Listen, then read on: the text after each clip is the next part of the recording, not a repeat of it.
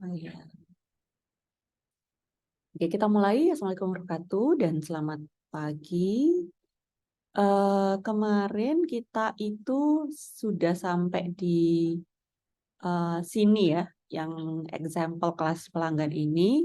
Saya pikir untuk ini akan saya teruskan pakai example ini. Kemarin memang kita kepikiran untuk punya example lain, tapi selain supaya penyampaiannya ini lebih cepat, example yang bank itu ternyata mau dipakai buat praktikum. Spoilernya kayak gitu. Oke, so jadi seperti ini. Nah, untuk untuk Anda bisa mengecek kira-kira udah ngerti nggak sih materi hari ini? Nah, sebetulnya itu ada beberapa materi sebagai berikut yang akan kita bahas pada pagi ini ya. So first, kelas sama objek. Jadi pastikan sesudah mengikuti kuliah ini, Anda tahu apa arti kata-kata yang akan saya letakkan di daftar ini ya.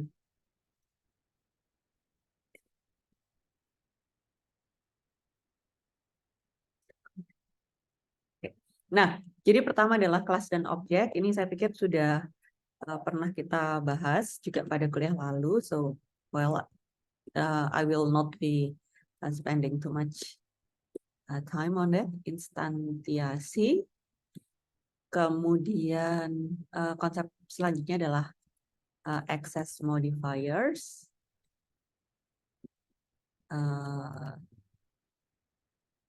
Encapsulation,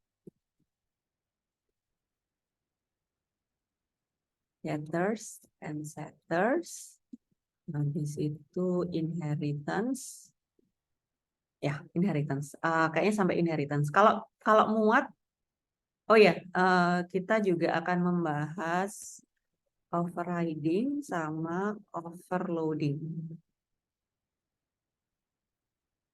Oke, overriding, overloading, what else? Kayaknya itu. I think like that's enough material for today.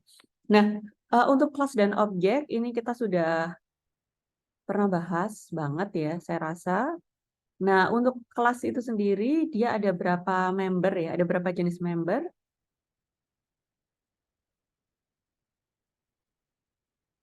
Ada berapa jenis member untuk di kelas? Apa yang disebut dengan member?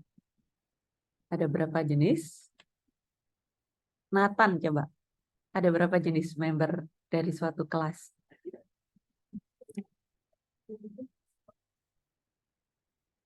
Apa tuh?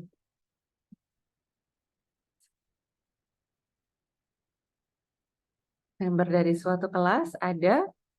Jadi kita ini kan konsepnya ada kelas sama objek. Nah, objek itu kan sebuah instance. Kelas itu kan sebuah definisi. Oh, objeknya itu mau seperti apa gitu ya. Nah, kalau sebuah objek definisinya kan ada di kelas. Itu dia didefinisikan oleh dua hal sebetulnya. Ya, didefinisikan oleh dua hal, dua member ini. Nah, apa itu? Yang pertama adalah, mungkin ada yang tahu? Pelanggan mungkin. Bukan. Member dari sebuah kelas apa itu? Ada dua macam, apa aja? Mungkin ada yang baca, akan ada tuh di slide itu juga ada sih. Apa tuh? Mungkin yang lain? Method mungkin, Bu. Iya? Method, Yes, method. Method sama satunya? variable. Ya, satunya variable. Jadi ada dua. Jadi kalau kamu punya objek, cara ingatnya nih, kalau kamu punya sebuah objek itu kan punya dua hal. Satu, itu adalah datanya. Jadi kayak serba-serbi informasi yang terkait dengan objek itu. Misalnya kita punya objek mahasiswa. Apa sih serba-serbi datanya? Namanya, NRP-nya, dia di departemen apa, asal sekolahnya di mana, terus IP-nya berapa, dan lain sebagainya. Itu kan datanya. Nah, data itulah, itu variabel gitu loh. Variabel itu basically mewakili datanya. Kemudian untuk sebuah objek, selain serba-serbi datanya, dia juga memungkinkan apa yang bisa dia lakukan, ya kan? Nah, itulah method gitu loh. Method atau function, karena kan method atau function itu basically they describe some actions kan. Jadi sebenarnya member, jadi suatu objek bisa didefinisikan satu dari datanya dan plus sama fungsi-fungsi apa aja atau aksi-aksi apa saja yang bisa terjadi terkait dengan si objek ini, ya kan? Nah, misalnya kalau mahasiswa itu mungkin ya tadi serba-serbi datanya tadi ya, nama, NRP, departemen, sekolah asal, and things like that. Kemudian aksinya apa? Dia bisa belajar, bisa FRS-an, terus bisa masuk kelas gitu ya, belajar gitu-gitu. Nah, kemudian apalagi mobil. Mobil itu nomor polisinya, warnanya, tipenya, dan lain sebagainya. Itu ownernya siapa. Kemudian itu datanya. Kalau aksinya tentu dia bisa bergerak, mungkin direparasi, dan lain sebagainya ya. Jadi objek itu data sama aksi. Data itu apa? Data itu variabelnya, aksi itu adalah method dan fungsinya. Nah, kalau di sini saya rasa ini cukup clear ya. Jadi kalau di sini kita lihat ada berapa variabel nih di kelas pelanggan ini. Kalau di sini ada berapa variabel? 3, Bu. Ada 3 variabel. Kemudian ada berapa metode? Ada berapa metode di sini? 1. 1, yaitu metodenya siapa ya. Nah, kemudian yang di tengah-tengah ini namanya apa? Constructor, Bu. Ya, namanya konstruktor yang dia gunanya adalah untuk dia dipanggil pada saat apa? Saat membuat objek baru. Ya, pada saat terjadi instansiasi objek. Nah, jadi seperti itu. Nanti kita lihat ini tuh bukan member. Nanti ada konsep inheritance ya. Untuk inheritance tuh member-member yang non-private itu akan diturunkan ke subkelasnya. Sementara kalau yang bukan member ya nggak diturunkan. Nah, kan ini konstruktor. Jadi ini beda lagi ya. Gunanya untuk instansiasi objek. Kita sudah menyebutkan itu juga. Nah, di sini di kelas toko, kata kunci apa yang kita pergunakan untuk melakukan instansiasi objek? Kata kuncinya, New itu ya, Bu. oh ya, gunanya new itu adalah kalau ada new dia ngapain? Dia akan memanggil apa Membuat yang akan dipanggil kalau ada new. konstruktornya mungkin. Yes, memanggil konstruktor. Kan bikin ya, dipanggil konstruktor. Oke. Oke, jadi seperti itu kelas dan objek instansiasi. Selanjutnya kita akan masuk ke access modifiers. Nah, oke. Ini ya tentunya saya tahu kemarin kalian yang ikut kelas saya kira-kira sampai seberapa, tapi saya juga tahu bahwa kemarin itu kita agak cepet-cepetan dan saya juga nggak tahu tentunya kelasnya Pak Muklasan tuh udah sampai mana. Jadi mungkin di sini saya akan sedikit cepat, tapi kalau misalnya ada yang nggak ngerti silahkan ini ya, silahkan kamu nanya ya. Kalau nggak nanya, ya saya gimana bisa tahu kalau misalnya oh ini terlalu cepat ya.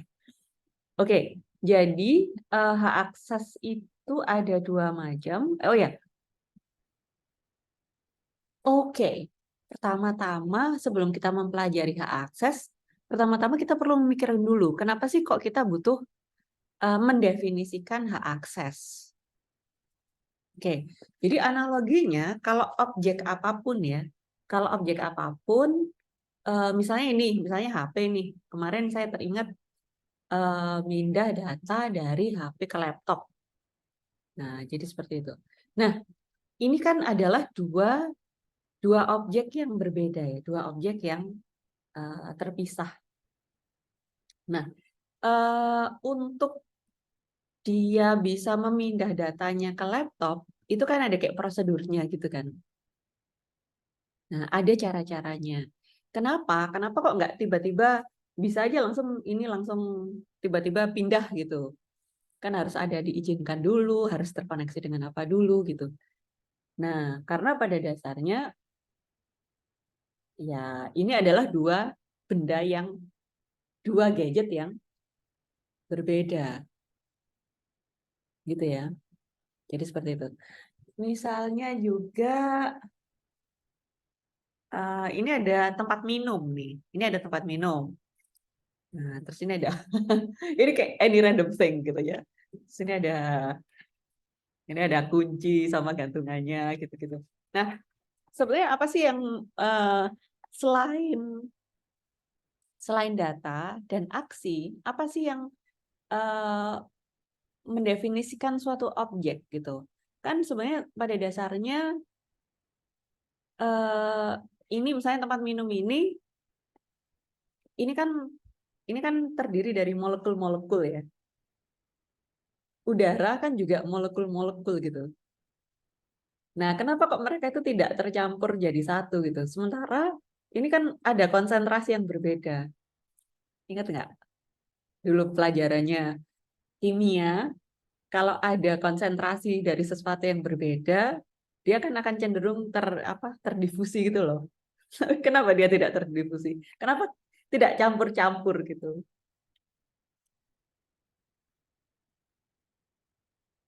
Nah, kalau secara kimia mungkin ada alasannya ya, of course. Nah, tapi di sini yang jelas antara barang satu sama barang lainnya itu kan pasti ada sesuatu yang namanya boundary. Nah, sesuatu yang namanya boundary. Jadi misalnya HP ini sama laptop ini kan dia berbeda ya. Nah, ada boundary. Jadi ada cara-caranya, ada tata keramanya gimana data ini bisa saling berpindah gitu ya. Nah, jadi seperti itu kira-kira. Jadi antara satu objek dengan objek lainnya, it is natural bahwa di situ ada definisi tentang batasan, tentang boundary. Nah, sebetulnya kenapa ada access right ini? Access right inilah yang mendefinisikan boundary itu. Gitu. Jadi,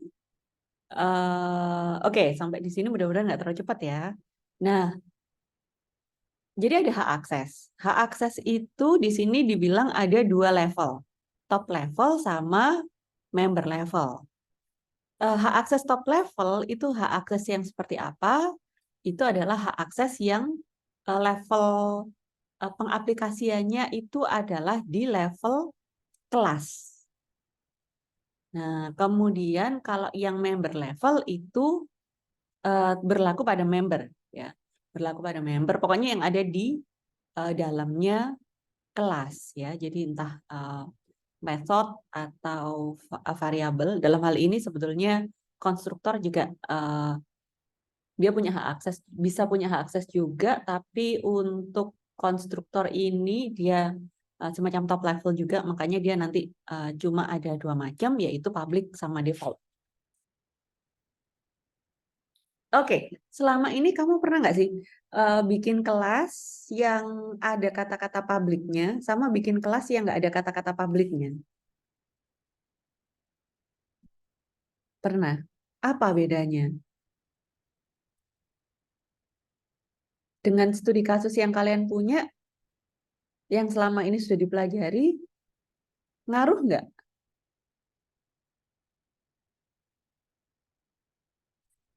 Berpengaruh nggak selama ini?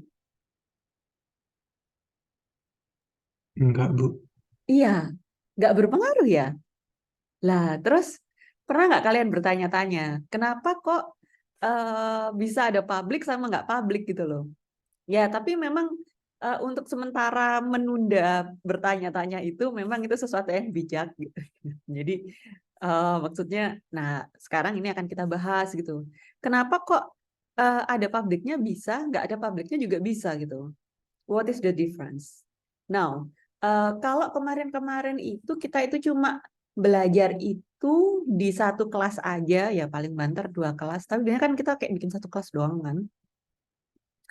Ya terakhir-terakhir adalah ya OOP yang 2 kelas. Nah, di sini kita akan melihat lebih jauh. Jadi kelas, jadi dalam boundary-nya, di dalam kelas. Terus dengan kelas-kelas lain juga, tapi di dalam satu package yang sama. Dan juga dengan kelas-kelas lain, tapi di package yang berbeda. So, let me give you the example untuk pelanggan dan toko. Oke, top level tadi adalah hak akses yang berlaku pada level apa? Pada level kelas ya. Dia berlakunya pada level kelas. Nah, jadi sekarang kita lihat di sini kita punya kelas pelanggan ya. Di sini kita punya kelas pelanggan. Ini sementara karena apa ya? Nah, ini kita punya kelas pelanggan. Di sini tadi pembelian udah saya hapus. Tadi kan cuma contoh aja. Di sini ada nama dan sapaan. Like this is mungkin kalau yang pernah ikut kelas saya udah lihat ini gitu. Nah, ini ada kelas pelanggan, terus ini ada kelas toko, which basically kelas pelanggan mendeskripsikan kelas objek pelanggan ya. Nah, sementara toko ini adalah di mana kita mengoperasikan yaitu pelanggan-pelanggan itu kan. Coba kita run. Mari kita run. Nah, ini mungkin namanya biar ini. Pokoknya ini kebetulan Brian masih ada di sini. Aulisa ada nggak ya? Tapi saya ganti aja dengan yang kelihatan di sini ada Aufa. Nah, oke.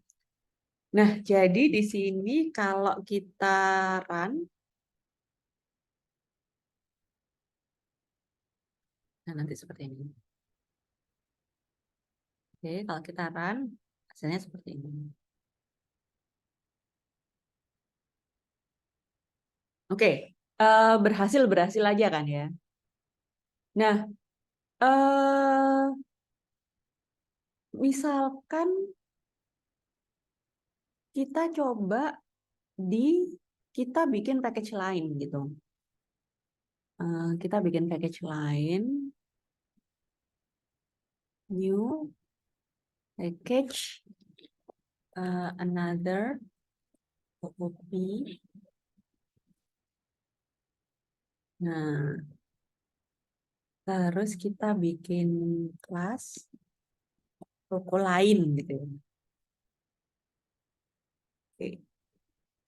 Terus di toko lain ini, tadi kan bisa-bisa aja kan, kita di toko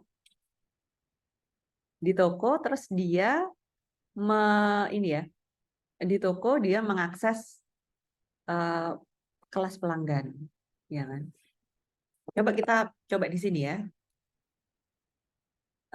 Oke. Kalau kalian bisa code along juga, atau mungkin kalau pakai 2 device bisa juga. Mungkin Anda bisa join pakai HP, terus jadi Anda bisa nyoba-nyoba pakai komputer Anda. Oke, say for example di sini kita punya pelanggan C sama dengan new pelanggan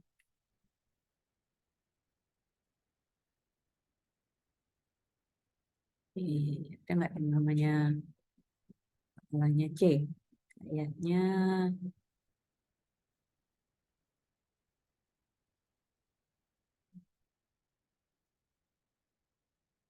di sini paling C adanya Kevin ya, ada C-nya.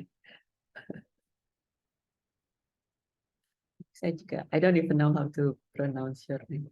Ya, oke, nggak apa-apa ya. Ini cara pronounce-nya gimana? Ceca gitu kan?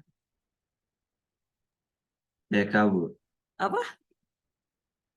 Siapa? Gimana Mas? CK. CK. Ya. Oke, right. Mas CK gitu ya. Soalnya yang lain nggak ada CC-nya. Oke. Nah, kalau di sini kita lihat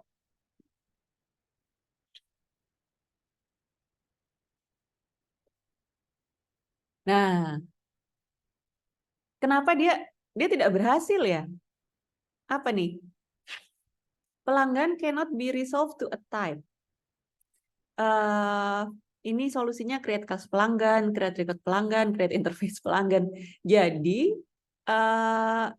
toko lain ini dia sama sekali tidak punya informasi tentang objek pelanggan, kelas pelanggan itu seperti apa gitu.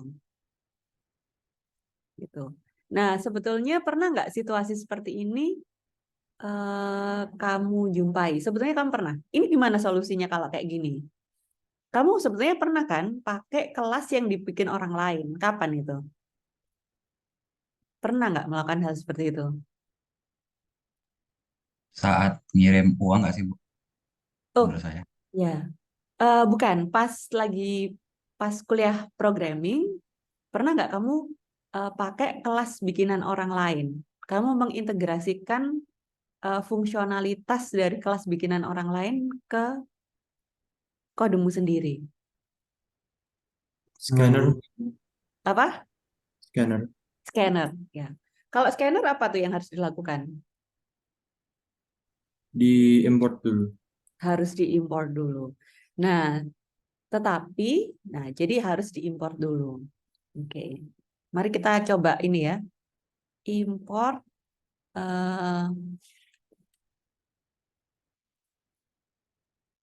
import OOP.pelanggan.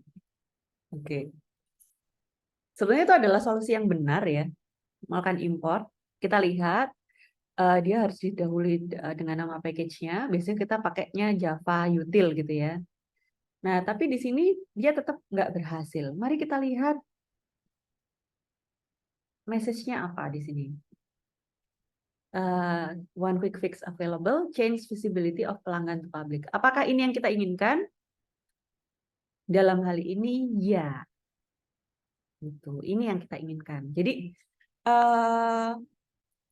kalau misalnya kamu pakai scanner, scanner itu kan ada di package lain ya. Package-nya scanner itu apa?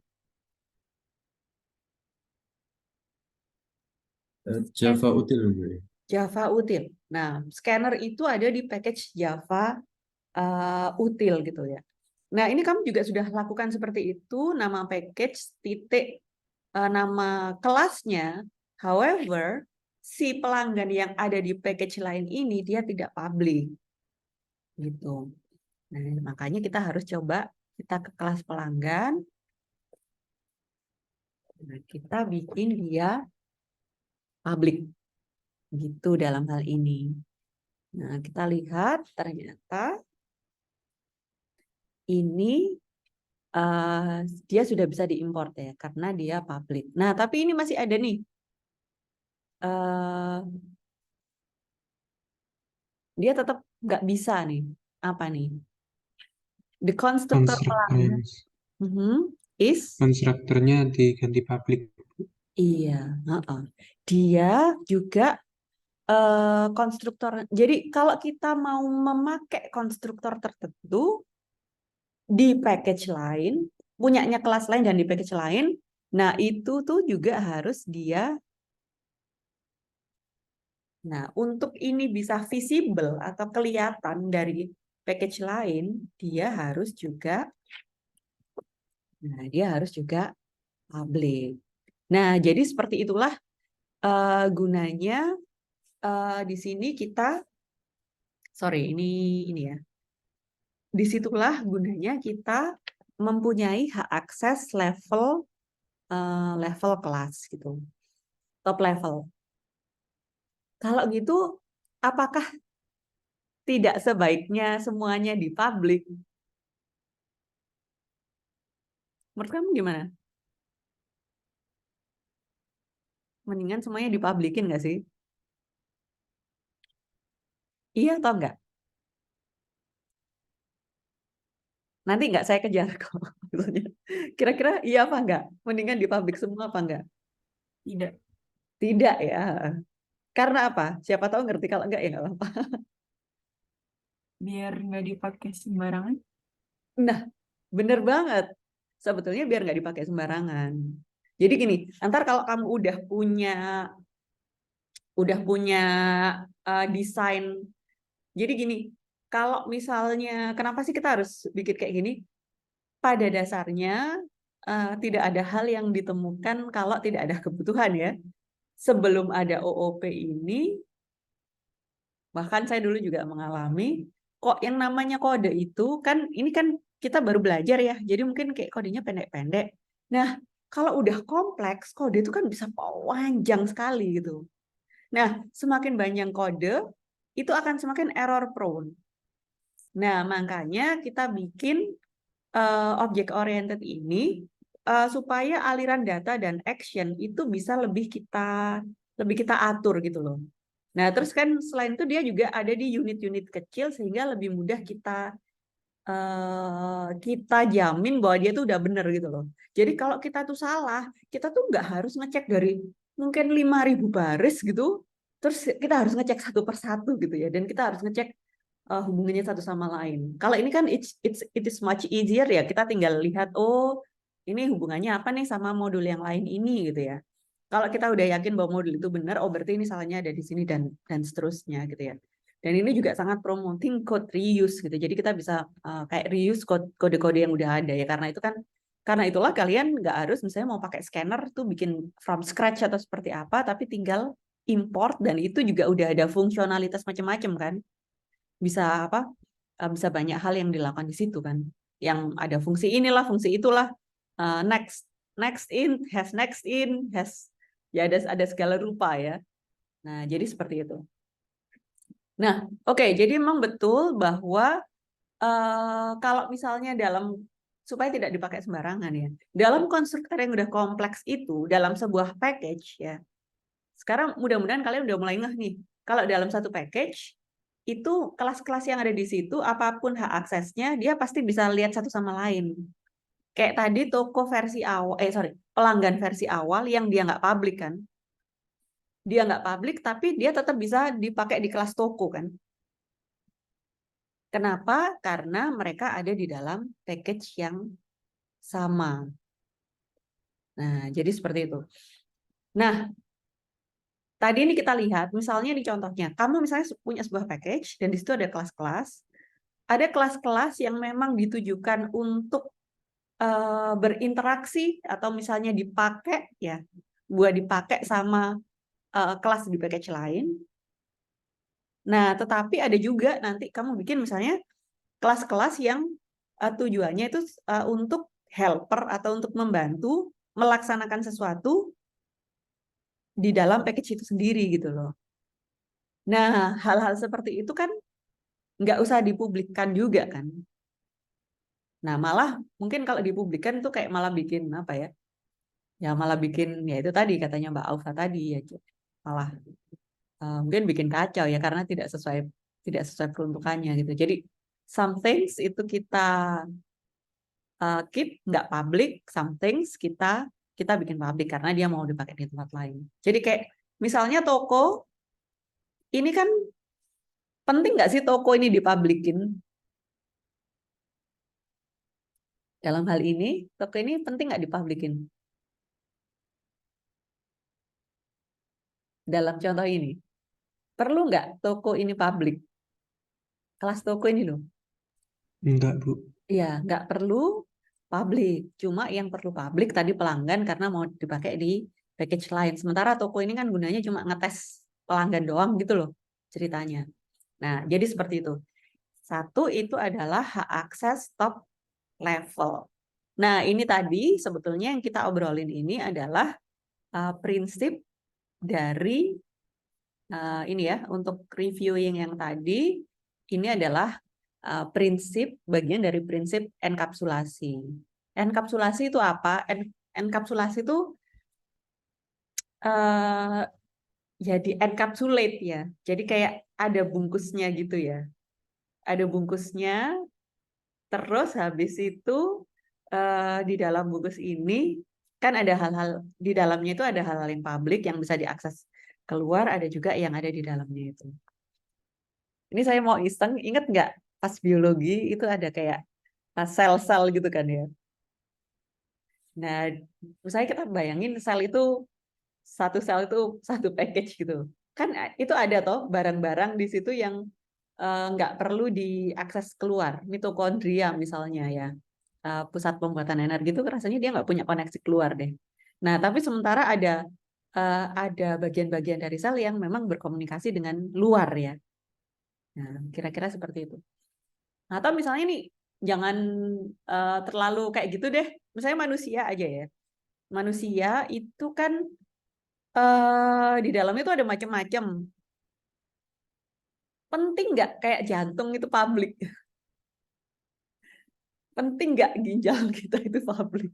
Enggak kan? Nah, yang publik dari manusia itu kan mungkin matanya, karena mata kita ini kan ada sensor buat melihat kondisi sekitar. Kemudian mulut, karena mulut ini kan untuk berbicara ya, dan juga untuk memasukkan makanan. Nah, jadi kira-kira seperti itu ya. Oke, jadi itu adalah prinsip enkapsulasi. Jadi yang penting untuk dilindungi ya dia tertutup, tapi dia memungkinkan juga komunikasi dengan luar ya. Nah, jadi seperti itu. Basically, objek itu kan kayak gitu ya. Kalau misalnya ini HP itu kan di dalamnya itu kan sirkuitnya kan juga nggak terekspos ya.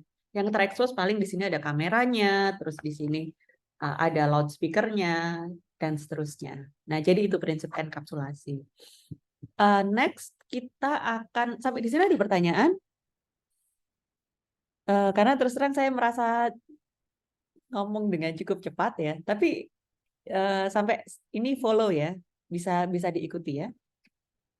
Oke, nah selanjutnya kita tuh mudah-mudahan tadi udah nangkep ya gagasannya. Jadi kalau top level itu ya dia mendefinisikan hak akses antara di dalam, hanya bisa diakses di dalam package aja atau luar package juga bisa akses. Nah, lebih jauh lagi kita bisa lebih spesifik lagi tentang hal-hal atau member-member yang ada di dalam kelas. Nah, ini adalah hak akses member level. Nah, untuk hak akses member level ini, nah kita punya susunan seperti ini. Nah, susunannya ada private. Kalau private ini cuma bisa diakses dari kelas yang sama. Nah, sebelumnya saya mohon izin sebentar. Ini ruangannya agak dingin banget ya. Jadi saya ini dulu ya. Saya matiin dulu AC-nya. Saya cari dulu dia. Oke. Oke, jadi kita lihat di sini ada hak akses level member. Nah, ada 4. Basically, kita lihat di sini ada 4 tingkatan juga.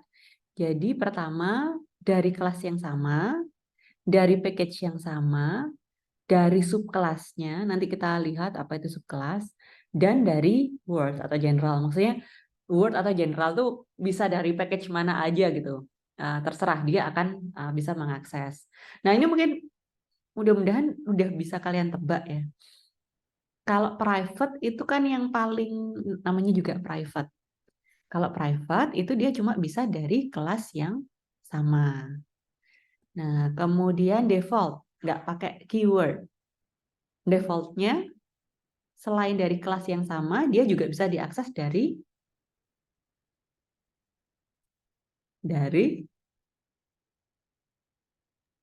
Package yang sama. yes, package yang sama. Apa artinya bisa diakses dari package yang sama? Artinya adalah kelas lain yang ada di package yang sama itu bisa mengakses member itu gitu. Nah, contohnya seperti apa? Mari kita lihat. Nah, ini tapi emang enak sih contoh ini ya nggak sih? Ini kan bisa kita lihat nih. Yang default di sini, member yang default apa aja nih? Saat ini membernya pelanggan ini dia default semua kan.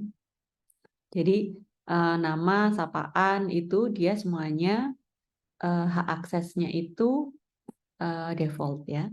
Kemudian di sini yang juga default dia adalah void sapa ini dia juga default. Karena itu dia bisa diakses dari sini. Nah, Sapa ini kan bisa diakses dari kelas toko kan. Kalau default mestinya bisa diakses nggak dari package lain? Kalau default itu apa? Nggak ada keywordnya kan di sini, nggak ada access modifiersnya. Di baris ke-5 sama 6 sama 13 ini kan nggak ada access modifiernya. Sapa ini bisa nggak sebetulnya diakses dari package lain? Bisa, Apa? bisa. Nah, Nggak bisa sih, Bu. Kalau package lain nggak bisa. ya. Nggak bisa. Terima kasih. Nah, ini saya juga terima kasih. Memang jawabannya nggak bisa. Terima kasih juga buat yang jawab, tapi mungkin belum benar. Karena biasanya itu tuh memancing yang lain juga jawab. Ya. Jadi kelas kita tuh nggak kelamaan. Thank you. Jadi kita lihat di toko lain ini.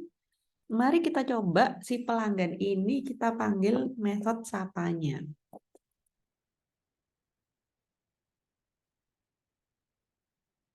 Nah, ternyata memang betul dia tidak bisa gitu ya.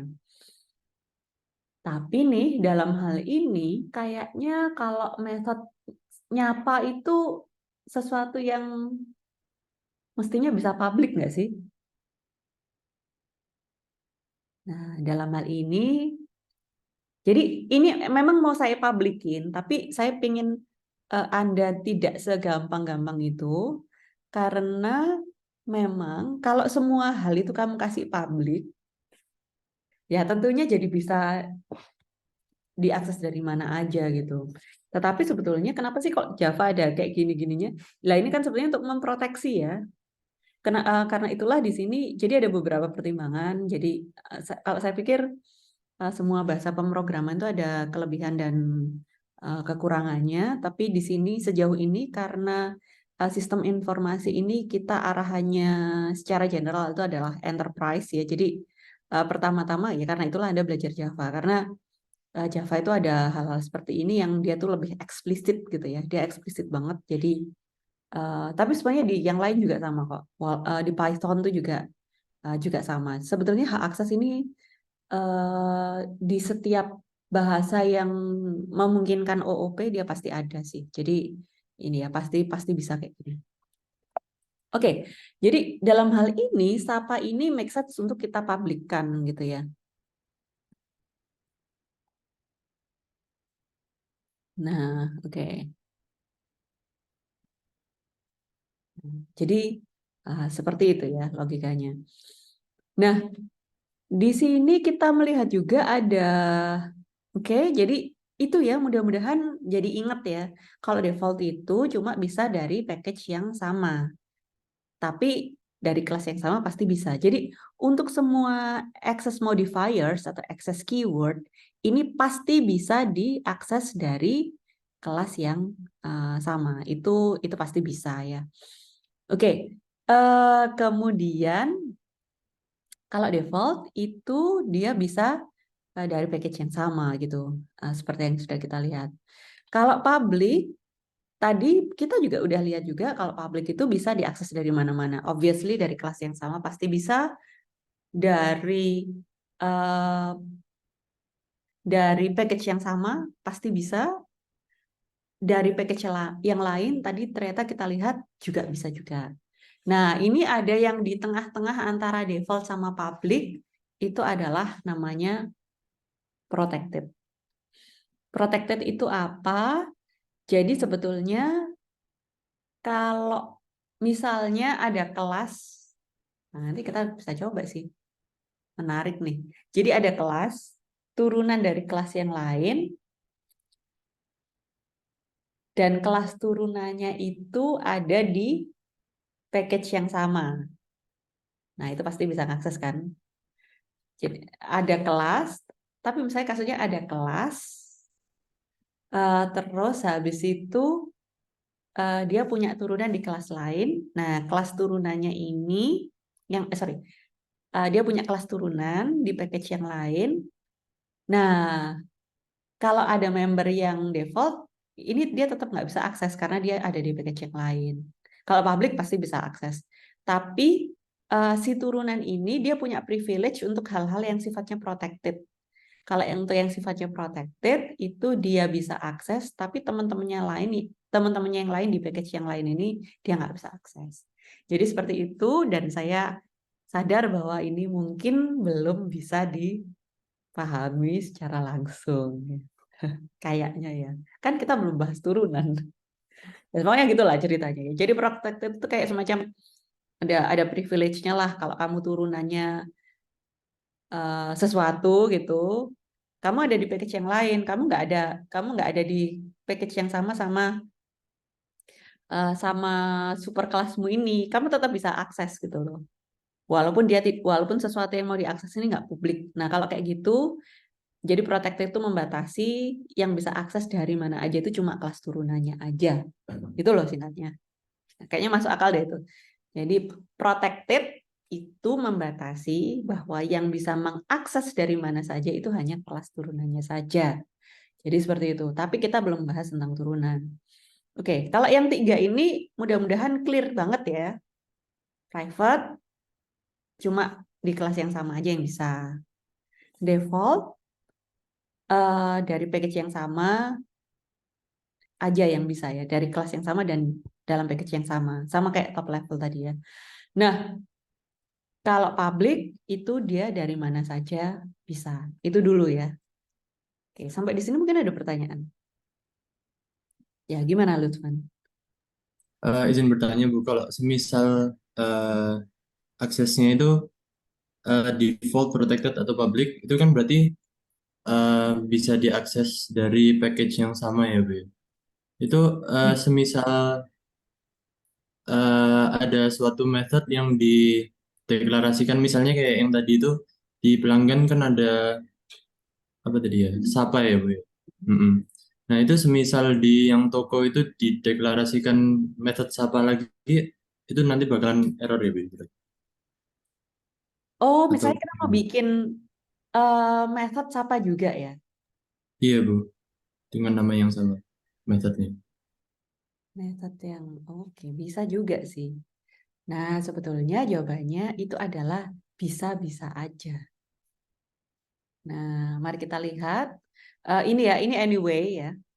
Anyway, tapi nanti kita tidak akan terlalu panjang membahas itu, tapi sebenarnya bisa-bisa aja ya. Misalnya kita bikin dia signature-nya sama persis. Signature itu apa ya ini ya? Oke. Oke, bisa nggak kita lakukan seperti itu? Atau nggak apa-apa ya, kita lanjut. Bisa nggak ini? Nah, ternyata jawabannya adalah bisa. Jadi misalnya sistem out, misalnya dia cuma apa ya? Selamat pagi, selamat datang di Indomaret gitu ya.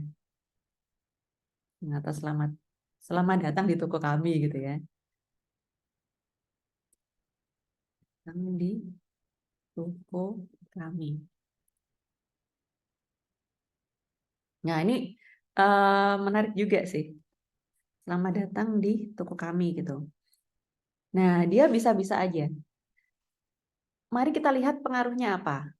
Nah, ini tebakanmu dulu deh. Kalau misalnya toko ini kita run, yang keluarannya itu apa? Apakah selamat datang Mbak Alfa, selamat datang Mas Brian, atau Tetap selamat sama kayak sebelumnya, Bu.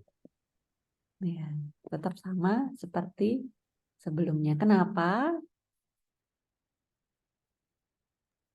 Karena itu eh, manggil sapanya itu berdasarkan atribut dari si A. Iya. Oke, ini. Oh, ini saya kebanyakan ini ya. Kebanyakan kurung kurawal tadi. Oke, betul. Selamat datang Mbak Alfa, selamat datang Mas Brian. Karena kita lihat sapa ini sapanya punyanya siapa? Objek Pelanggan. objek pelanggan A, terus yang bawah ini sapanya eh, objek pelanggan B. Bisa nggak di sini sapanya ini kita panggil? Sapa punya tokonya ini. Mungkin bisa, Bu. Bisa. Tetapi karena seperti ini, nah ini nanti lainannya beda lagi. Ini adalah method non-static, ya, instance method. Nah, jadi dia ini nggak bisa ya. Kalau langsung kayak gini. Nah, caranya biar bisa gimana? Misalnya kita bikin toko, apa ya? Toko E. Toko E sama dengan new, atau toko T aja ya. Toko T, new, toko gitu. Nanti, oke. Terus habis itu T apa? Nah, seperti ini baru bisa gitu. Cuma memang secara desain object orientation ini nggak terlalu make sense ya. Jadi kayak ini nggak terlalu make sense aja gitu ya. Nah, jadi seperti itu ya. Oke. Jadi seperti itu. Jadi jawabannya sebetulnya adalah bisa. Atau misalnya kita nggak mau lakukan instantiasi gitu ya. Langsung aja kita mau sapa gitu ya.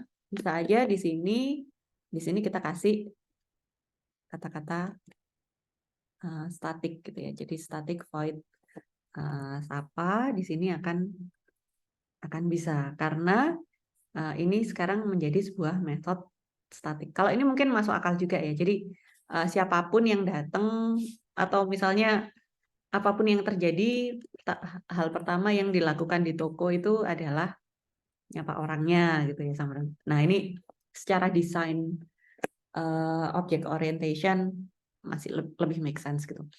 Nah, jadi pada dasarnya di sini kita juga udah touching upon an issue. Kenapa sih kita perlu pakai OOP, terus habis itu ada kelas-kelas, ada metode-metode gini-gini. Itu adalah memungkinkan kita untuk membuat desain dari program kita ya. Jadi nggak semuanya. Jadi ini ibaratnya nih, kalau OOP itu misalnya ya, gampangannya itu kalau misalnya buku, OOP itu kayak ada buku, terus habis itu ada chapter-chapternya, terus habis itu ada referensinya, dan seterusnya gitu. Sementara kalau nggak ada hal-hal kayak gini, ini tuh kayak semuanya itu ditulis jadi satu scroll gitu ya. Nah itu kan kayak lebih sulit ya untuk kita bisa pantau itu, untuk memastikan bahwa nggak ada error dan lain sebagainya. Oke ya, jadi memang gunanya adalah untuk mendesain terutama secara ini ya, secara mendesain program kita biar dia itu apa ya, rapih dan gampang untuk dikelola. Ya, gampang untuk dikelola dan dikembangkan. Itulah gunanya kita lakukan OOP. Nah, selanjutnya ini ya, kita lanjutkan. Ini ada encapsulation. Nah, tadi kita sudah lihat sedikit prinsip encapsulation seperti apa. Jadi mostly it is a way to protect data, dan juga method. Aksi itu juga perlu diproteksi ya. Kan nggak semua orang misalnya di sebuah bank gitu ya. Kalau nasabah biasa kan bisa mungkin narik uang tapi uangnya dia gitu. Tapi untuk mendapatkan informasi nasabah itu kan misalnya melakukan aksi lihat nasabah ini, data-datanya nasabah tertentu kan nggak bisa semua orang. Jadi maksud saya enkapsulasi itu adalah untuk membatasi atau untuk memproteksi baik data maupun baik data maupun aksi ya. Dengan kata lain memproteksi baik variabel maupun metode gitu ya. Supaya ya kita bisa mengendalikan nih siapa yang boleh, siapa yang nggak boleh. Kenapa itu? Kenapa harus kita lakukan seperti itu? Nah, pertama-tama kita lihat bahwa desain paling dasar, desain paling basic untuk melakukan enkapsulasi itu adalah dengan menggunakan hak akses private.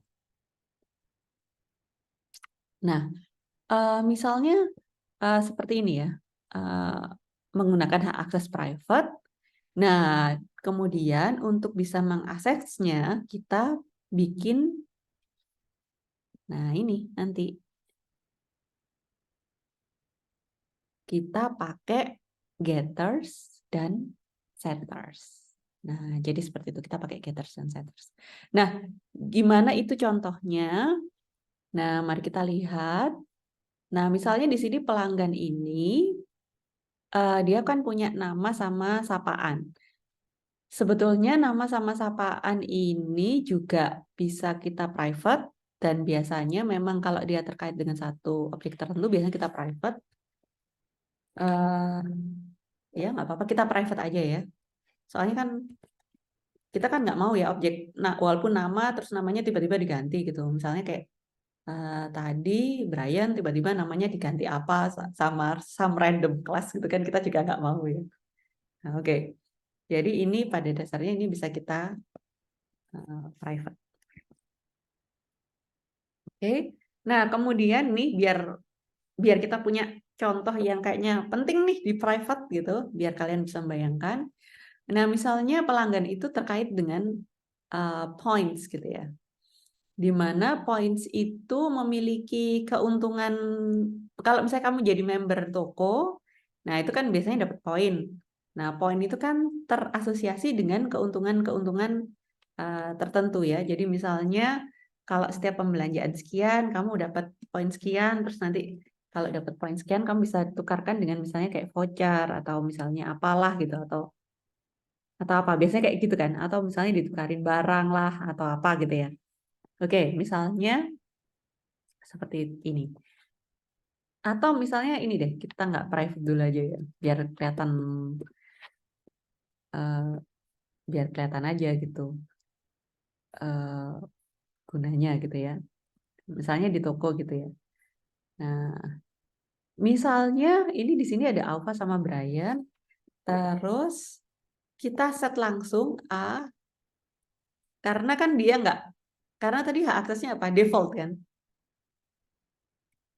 Nah, misalnya points-nya itu kita bikin A poin sama dengan 100 gitu. B points sama dengan 5 gitu ya.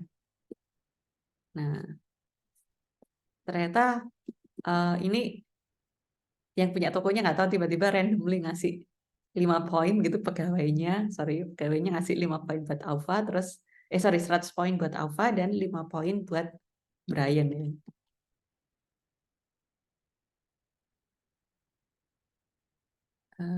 Jumlah poin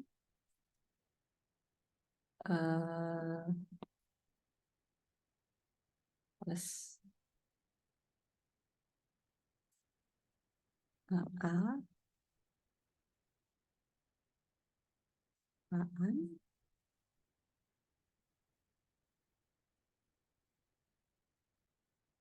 atau ini saya kecilin aja ya, plus A nama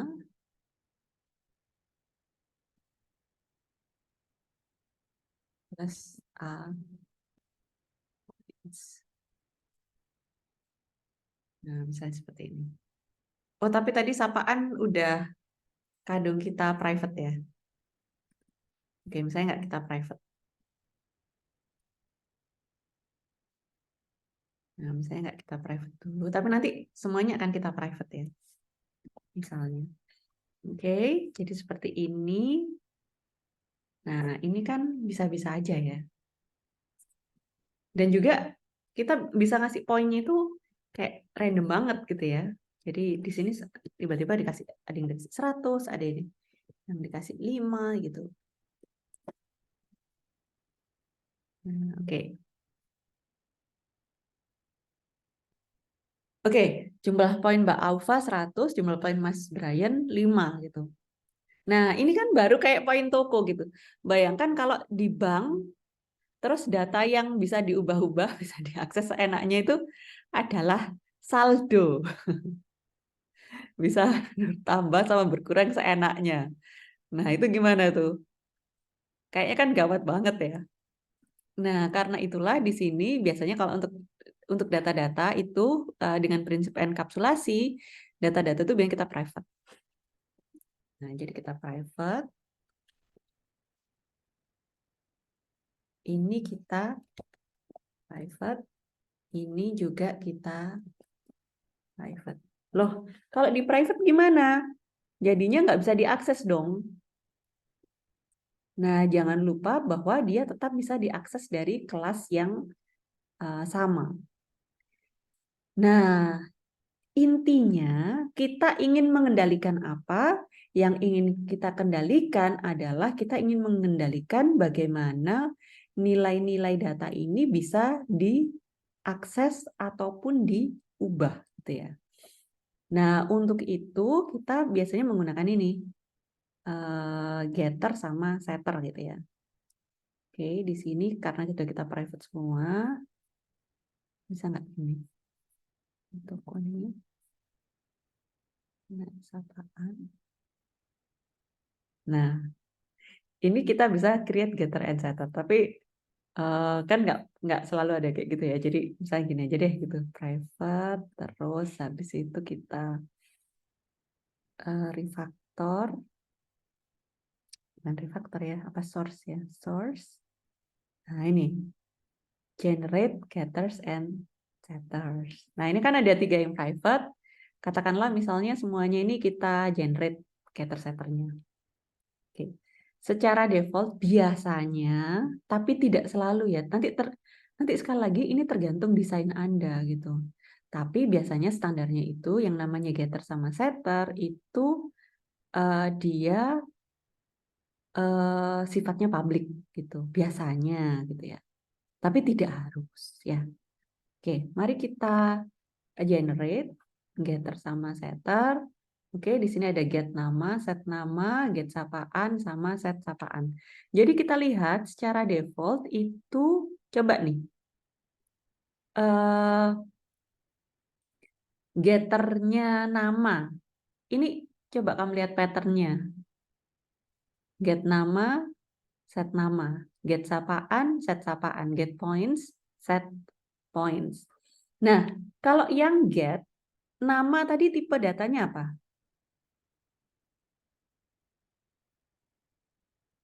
Tipe data nama apa? Ayo. Nama tipe datanya, yes, string. Kan?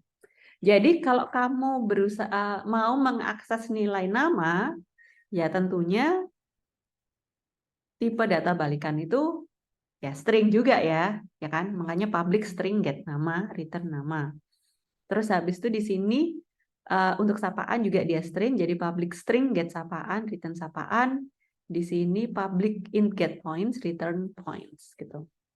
Nah, oke. Nah, begitu kalau set ini sebetulnya tidak harus seperti ini, tapi dia bisa ngeset nama, terus dia bisa ngeset sapaan ya. Misalnya orangnya request mau diganti sapaannya gitu ya. Nah, kalau kamu lihat di sini ada hal khusus nggak di sini untuk ngeset nama?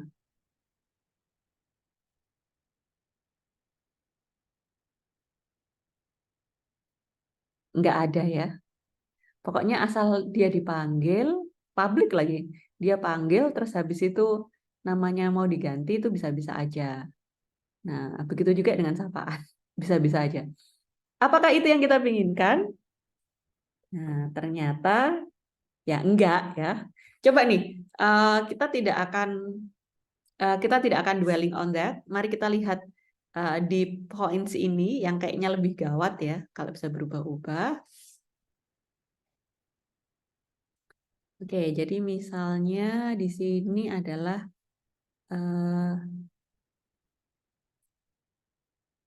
ya, misalnya kayak ini. Nah, ini points udah nggak bisa lagi di ini ya, points sudah nggak bisa lagi di akses langsung gitu. Oke, nah jadi misalnya, nggak apa-apa deh gini aja ya, biar saya nggak usah kebanyakan ngetik-ngetik gitu ya. Nah, jadi ini kan tadi kita udah bikin getternya, get sapaan, get nama, sama get points. Ini,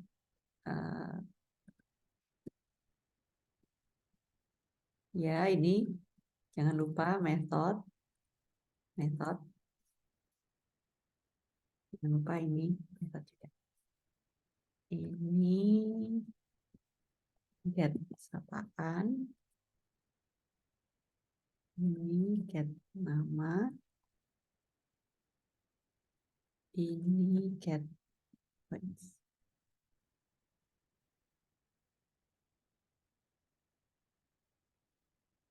Oke, nah sekarang oke, ini dia type pelanggan. Oke, minta pelanggan. Oh, ini kan mestinya udah ada ya, get sapaan sama get namanya. Get sapaan, get nama, oke. Kelas pelanggan. Coba kita turutin dulu deh. Create minta pelanggan. Bukannya udah ada ya. Next string get sapaan. Ini udah ada sih sebetulnya. Nah ini enggak, ini mungkin kita save dulu aja, ini kayaknya cuma belum ke compile aja sih. Oke, ini getter sama setternya udah kita generate. Nah, coba kita balik ke toko ini. Nah, udah nggak error lagi ya. Ya tadi cuma belum di compile aja sih. Oke, jadi di sini udah nggak error. Tapi di sini yang masih error apa? Yang points ya. Points ini biar kita bisa ngeset pakai apa tadi? Pakai set points gitu ya.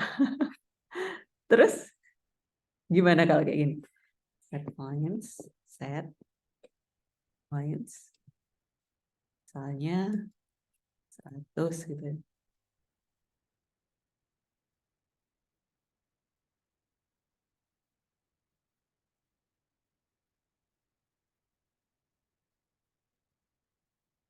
Kita run. Ya, nggak ada error, kita run. Dia ternyata berhasil. Apakah kode yang bisa di-run itu pasti kode yang baik? Coba nih, nggak ada yang mau protes. Kalau gini gimana? Jadi bagus nggak? Sudah ada enkapsulasinya loh ini.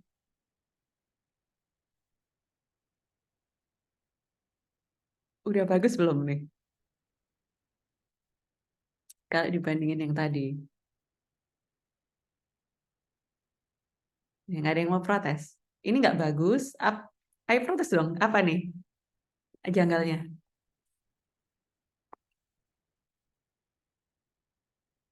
Janggalnya adalah ngapain kita pakai private sama getter setter. Nah ini ngesetnya aja bisa ngeset sembarangan kan? Jadi berhasil nggak enkapsulasinya? Enggak. Kan tetap aja bisa ya. Nah, kalau poin itu harusnya gimana tuh syaratnya dapat poin? Misalnya gini, kita nggak suka nih apa? Mungkin kok apa itu kadang-kadang apa?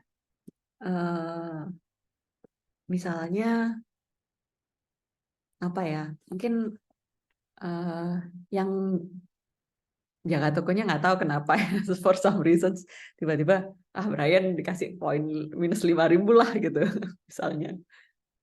Nah, kita lihat apakah ini bisa berjalan. Iya, bisa berjalan, ya kan. Nah, jadi ini kan ngaco ya. Nah, kalau poin itu harusnya gimana sih? Coba pengalaman Anda dapat poin itu kalau apa harusnya?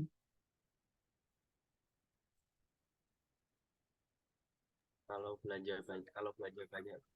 Iya, kalau belanja banyak ya. Biasanya poin itu setiap kelipatan tertentu kan. Karena itu kan ada konsekuensinya ya. Jadi misalnya kalau kamu member toko buku Peri Plus gitu ya, setiap pembelanjaan 25.000 itu dapat 1 poin apa 5.000 ya, saya lupa ya. Itu dapat 1 poin, dan 1 poinnya itu saya juga lupa, itu nanti bisa diuangkan setara 5.000 apa-apa. Jadi kalau kamu beli lagi, kamu bisa dapat diskon sebanyak yang tergantung jumlah poinmu, gitu-gitu kan. Biasanya kan poin ada konsekuensinya kayak gitu kan. Atau misalnya kalau di pencucian mobil, kamu punya sekian poin, oh bisa cuci gratis, gitu-gitu kan. Oke, nah jadi nggak bisa sembarangan nih ngesetnya. Nah, harus dikaitkan dengan, katakanlah ini dikaitkan dengan transaksi pembelian. Nah, jadi di sini kita lihat kalau getter itu tadi standarnya memang dia pasti akan nge-get. Terus sebetulnya getter ini bisa nggak sih buat sebelumnya ya? Sebetulnya getter ini juga bisa sih, nggak harus plain kayak gini doang, ya. Kita bisa melakukan misalnya untuk getter itu, misalnya kita mempersyaratkan, ya selain kosongan gini doang, bisa juga sih misalnya kayak get apa ya, misalnya apa ya, poinnya misalnya di apa namanya harus dirahasiain gitu, misalnya string kode akses gitu ya. Nah, jadi misalnya if kode akses apa gitu, maka dia bisa mengakses data itu. Get itu apa? Get itu kan ngambil data ya. Nah, jadi bisa nih di sini misalnya kita kasih syarat apa gitu ya. Oke, untuk get. Nah, untuk set itu juga sama. Tadi points kita mau ngeset poin itu adalah berdasarkan nilai transaksinya. Nah, jadi misalnya ini nggak harus kayak gini. Nah, jadi bisa kita bikin ini berdasarkan nilai transaksi.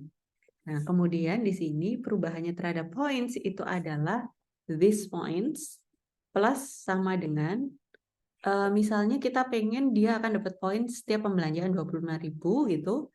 Jadi dia plus sama dengan nilai transaksi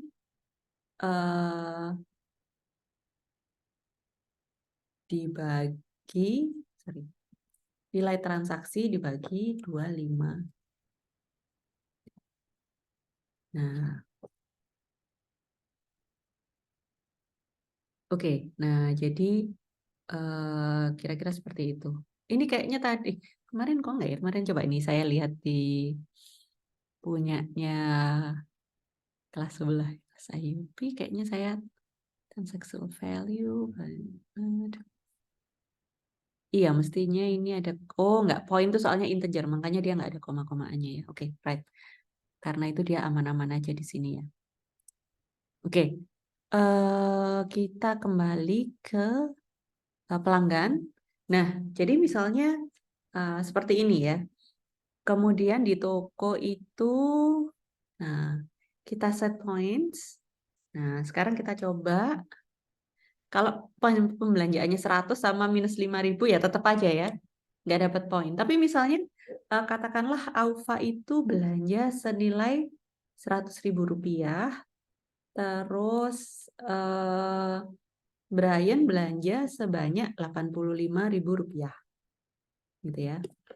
Nah, maka di sini kita lihat, nah sekarang, oh ya ini bukan 85.000 ya, ini 850.000 ya. Atau gini aja deh, biar ngitung di otaknya nggak susah. Oke, kalau gini kan Aufa dapat 4 poin, karena setiap 25.000 dapat 1 poin. Kalau Brian dapat 3 poin ya, karena sebetulnya kan kalau 85.000 dibagi 25.000 itu kan 3, sekian, tapi dia masuk poinnya itu kan integer ya, makanya dia pas tetap bilangan bulat ya, 3. Atau misalnya kalau kamu mau ngamanin gitu ya, kamu ngamanin lagi di sini, bisa juga kamu lakukan seperti ini ya. Nilai transaksi, nah ini kamu casting kayak gini. Nah ini dia sudah pasti dia akan, ini sudah pasti dia akan bilangan bulat juga. Nah, kayak gitu. Sampai di sini ada pertanyaan? Apa bedanya sama yang tadi? Bedanya sama yang tadi, sekarang kita memastikan, jadi gini, apa idenya enkapsulasi ini? Tadi kan variabelnya udah di private nih, pointnya, ya kan? Nah, jadi kalau variabel private, dia bisa diakses dari mana? Variabel private bisa Kelas itu sendiri. hanya dari kelas yang sama saja.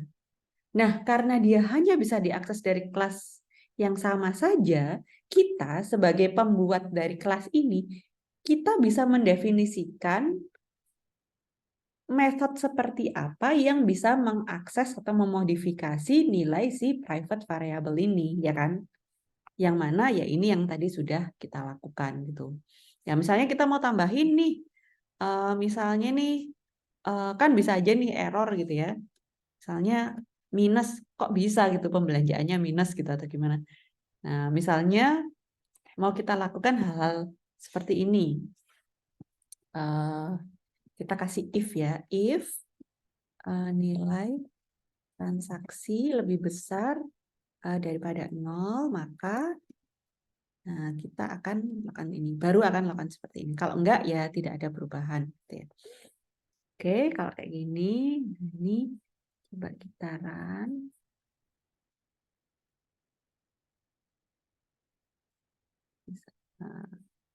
Ini kita run. Nah, ini kan berarti udah lebih ada safety measures tambahan ya di sini. Nah, jadi seperti itu. Nah, apakah sampai di sini bisa dipahami? Nah, itulah prinsip enkapsulasi dan gunanya.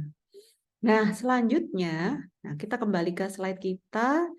Class dan objek, instantiasi, access modifiers, enkapsulasi, getter, and setter. Nah, getter and setter ini yang tadi perlu kalian perhatikan itu adalah pola penamaannya seperti apa. Kemudian biasanya dia aksesnya publik ya, biasanya. Kemudian apa tipe data balikannya gitu. Kalau getter, pasti tipe data balikannya itu sesuai dengan apa? Tipe data dari siapa? Ya, tentunya tipe data dari variabel yang mau di get kan. Ya kan? Oke, itu kalau buat getter. Tapi kalau setter sebetulnya bisa lebih bebas ya, tapi namanya set apa gitu. Tadi kan kita lihat bahwa aslinya kan langsung ngeset gitu aja ya. Nah, tadi kan kita rubah bahwa setternya itu tergantung nilai transaksi. Nah, nilai transaksinya ini kan bisa double atau apa gitu ya. Atau mungkin bisa juga nanti tergantung dia jenis pelanggan apa. Nah, itu juga bisa. Oke, jadi seperti itu kita sudah sampai kelas objek, instantiasi, access modifiers, enkapsulasi, getter and setters. Nah, selanjutnya kita akan membahas yang sangat penting banget yaitu inheritance, tapi kita akan istirahat dulu selama 5 menit ya. Jadi mestinya sampai jam 9.13 ya. Oke, silakan boleh break sampai 9.13.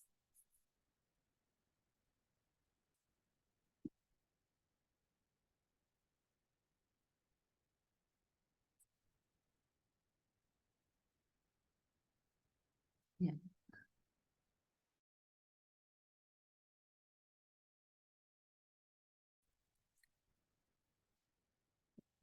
Nah, ini kita ini ya, sekarang masuk ke inheritance. Nah, ini kira-kira udah pada balik belum ya? Ini memang saya kasih break di situ karena inheritance nih emang penting sih. Ya, jadi memang kayak ini ya.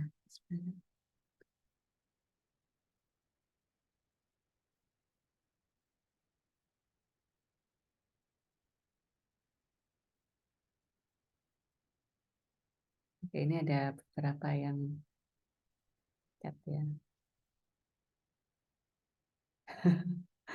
Jadi, oke. Mari kita lanjutkan. Nah, memang saya kasih break. Ini soalnya ini konsepnya ini penting nih, inheritance. Nanti kalau kamu praktikum, ya tentunya praktikum tuh gunanya buat apa?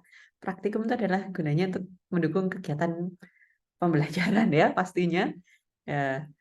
Jadi anyway, ini memang penting banget nih konsep inheritance gitu.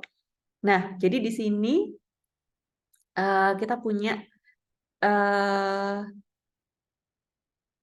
di sini ada kelas pelanggan, terus di sini ada kelas pelanggan gold gitu ya.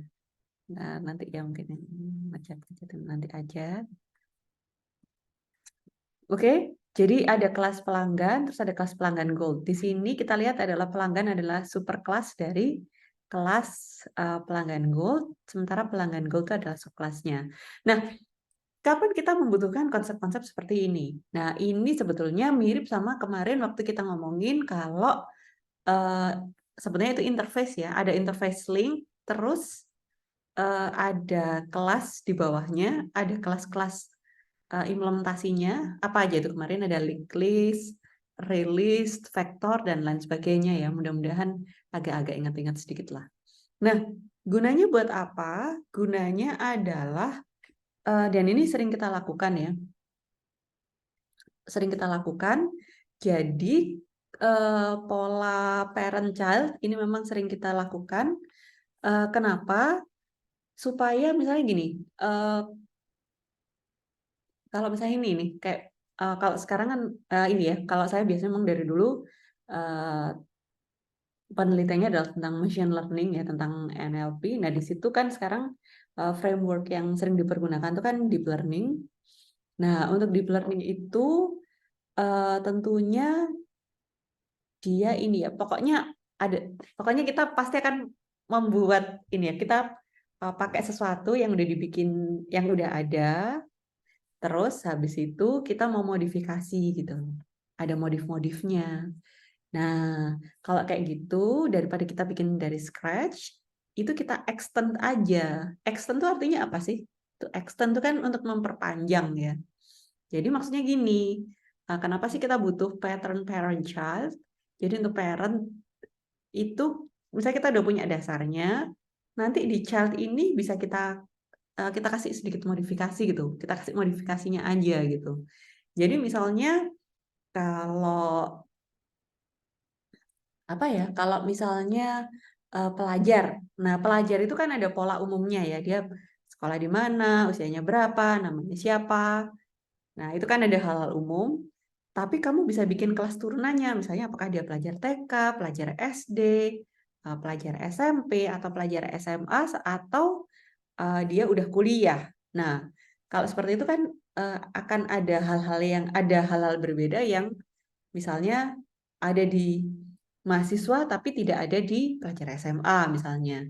Atau misalnya kalau anak TK, pelajar TK itu kan mungkin ada hal-hal yang berbeda dengan pelajar secara keseluruhan.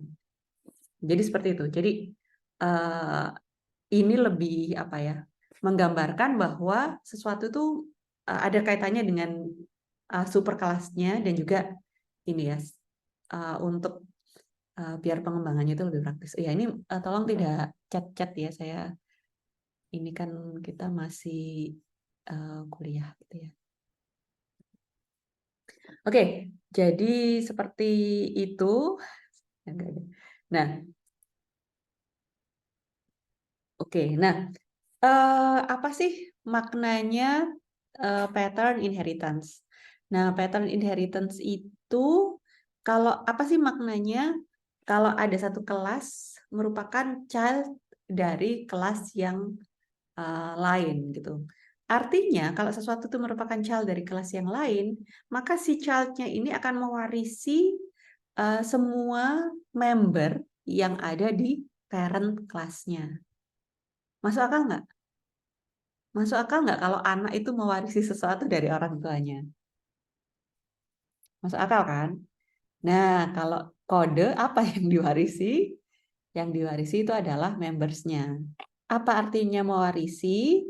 Mewarisi artinya si child ini akan secara otomatis punya apa yang dimiliki orang tuanya, sepanjang itu tidak private ya. Kalau private itu memang hanya bisa diakses dari orang tuanya aja.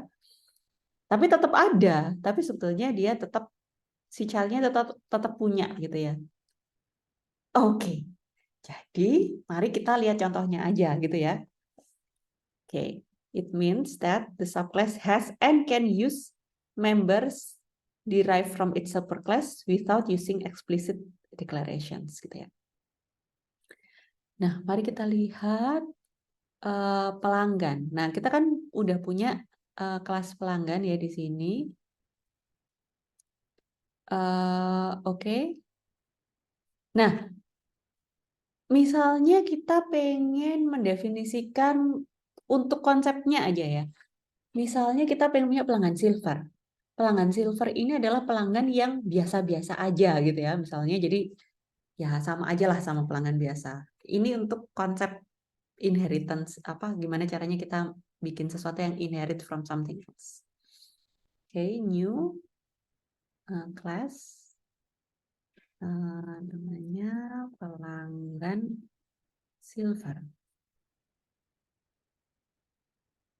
Oke. Terus kita pengen pelanggan silver ini dia menjadi child dari pelanggan biasa ya. Dia kan kayak tipe spesifik dari pelanggan biasa. Tapi ceritanya dia nggak inilah sama aja ya sebenarnya. Nah, di sini kata kunci yang kita pergunakan adalah kata kunci extends. Oke. Sebenarnya di sini udah beres, cuma di sini ada error message-nya. Mari kita lihat apa error message-nya adalah implicit super constructor pelanggan is undefined for default constructor. Must define an explicit constructor. Nah, maksudnya ini gimana? Dalam hal ini kita lihat, jadi sebetulnya setiap kelas yang ada di Java itu punya konstruktor default ya. Tapi dia punya konstruktor default yang dia tanpa argumen. Kalau konstruktor ini ada argumennya nggak? Konstruktornya pelanggan ini. Ada argumennya? Ada ya. Nah, jadi seperti itu. Jadi yang saya maksudkan, sebetulnya setiap kelas, baik kita definisikan konstruktornya atau tidak, dia pasti sudah punya konstruktor default gitu. Tapi karena di sini kita sudah definisikan sebuah konstruktor secara eksplisit, ya, konstruktor defaultnya itu jadi hilang. Bisa dipahami nggak? Jadi karena tadinya kan ada nih default, tapi karena udah ada yang eksplisit gini, yang defaultnya itu hilang. Nah, karena itu, si pelanggan silver ini, ya, aslinya dia itu punya konstruktor default juga, tapi konstruktor defaultnya dari pelanggan silver ini, karena dia extends pelanggan, coba kalau kayak gini, misalnya ya tanpa extends, nggak error kan? Dalam kondisi ini dia punya konstruktor default. Kalau kayak gini, dia punya konstruktor default nggak? Dia punya konstruktor default yang kerjanya, jadi kalau ada child class, konstruktor defaultnya tuh kerja aja ngapain sih? Kerjaannya konstruktor default dari sebuah child itu adalah memanggil konstruktor dari parent-nya. Nah, konstruktor yang default juga gitu. Jadi default dia manggil default juga. Nah, masalahnya konstruktor defaultnya pelanggan ini tadi gimana? Masih ada atau udah hilang? Konstruktor defaultnya pelanggan tadi Sudah hilang. sudah hilang karena kita sudah bikin konstruktor yang eksplisit. Nah, jadi di sini kan must define an explicit constructor. Nah, misalnya gini, karena ini adalah pelanggan silver, ini adalah pelanggan yang biasa-biasa aja lah. Kita bikin konstruktornya sama aja lah sama pelanggan gitu. Pokoknya dia nerima nama sama sapaannya. Udah gitu doang gitu misalnya. Nah, ini bisa nih kita klik di sini. Oke. Nah, kita lihat apa yang dilakukan di sini. Nah, di sini kita jadi punya konstruktor eksplisit buat pelanggan silver yang dilakukannya adalah apa di sini? Super ini artinya apa di sini? Statement di baris ke-6 ini dia fungsinya adalah untuk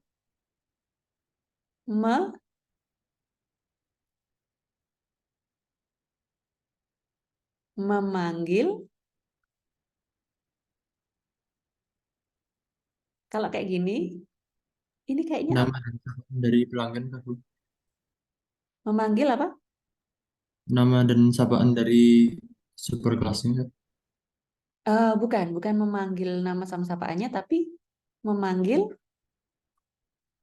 kalau bentuknya kayak gini, ini gimana? Ini Memanggil kayak, konstruktor iya, superkelas, Bu. betul. Dia memanggil konstruktornya superkelas. Nah, ini dia pakai. Nah, kata-kata super ini secara umum dia bukan hanya konstruktor aja, tapi dia memanggil punyanya superkelas, gitu ya. Nah, jadi seperti itu. Nah, karena ini patternnya kan ada super, terus habis itu ada kayak gini, terus nggak ada fungsi balikan. Ini kan kayak konstruktor gitu ya. Nah, ini memang betul dia adalah memanggil konstruktornya superclass. Oke, jadi sekarang kita punya pelanggan silver. Mari kita lihat in action-nya dia seperti apa. Nah, misalnya di toko ini ya. Nah, oke. Misalnya kita punya pelanggan baru nih. Kita punya pelanggan baru, namanya pelanggan, buat demo aja ya, pelanggan silver D gitu katakanlah, sama dengan new pelanggan dan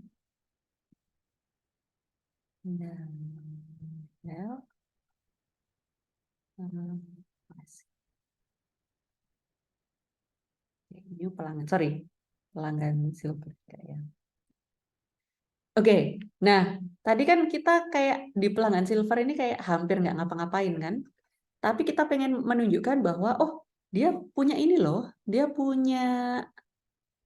sudah punya dia punya nama, punya sapaan, dan juga dia bisa disapa dengan menggunakan fungsi sapaan. Mari kita lihat contohnya seperti apa.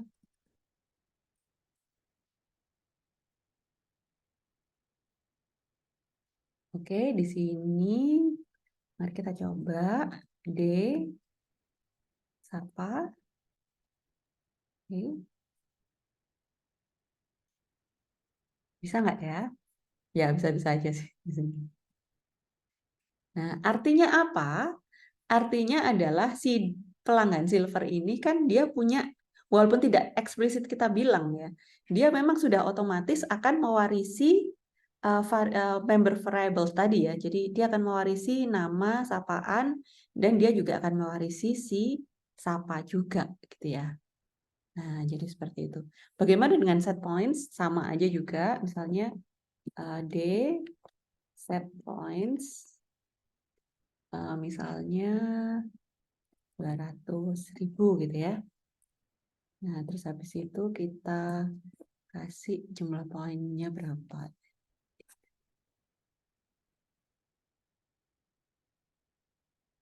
Oke.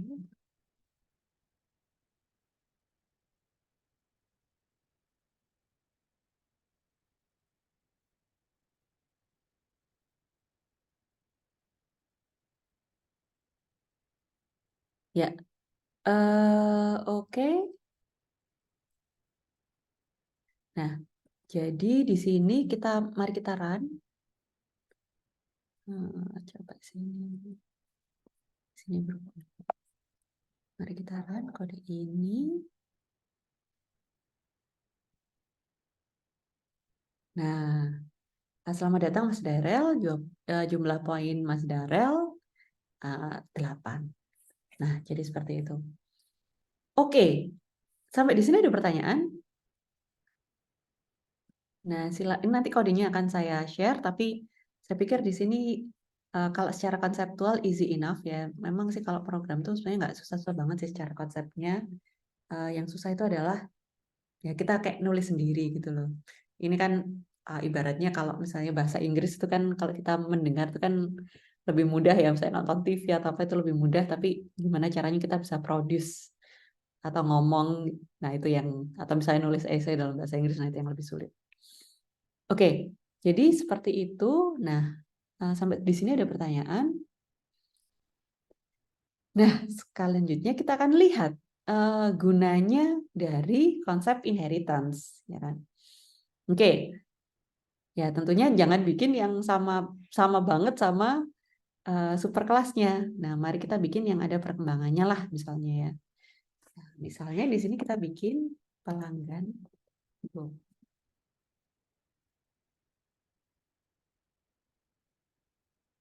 Oke, di sini kita bikin pelanggan gold, extends, pelanggan. Sama, error yang sama seperti yang tadi. Nah, coba kita add constructor gitu ya. Nah, ini berarti kita udah bisa bikin yang biasa-biasa aja. Nah, pelanggan gold. Kalau pelanggan gold itu, misalnya dia bisa apa sih? Misalnya pelanggan gold ini biasanya kayak nasabah prioritas ya. Pelanggan gold itu katakanlah kalau dia ulang tahun, ya di bulan ulang tahunnya itu dia bakalan misalnya bisa dapat poin tambahan gitu ya. Soalnya kan tadi kita sudah punya variabel poin ya, jadi biar biar nggak ini biar nggak terlalu banyak nambah-nambah. Oke, jadi misalnya kita di pelanggan gold ini tinggal kita tambahkan variabel poin.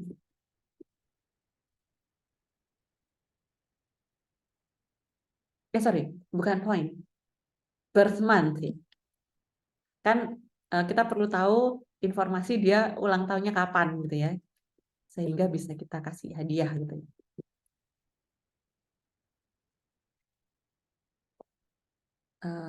Oke, seperti itu. Nah, biasanya kalau pengen tahu birth month-nya kan biasanya nanyanya di awal ya. Jadi di sini katakanlah instead of cuma masukin nama sama sapaan, kalau untuk pelanggan gold itu pada saat constructing-nya kita masukkan juga nilai birth month gitu ya. Oke.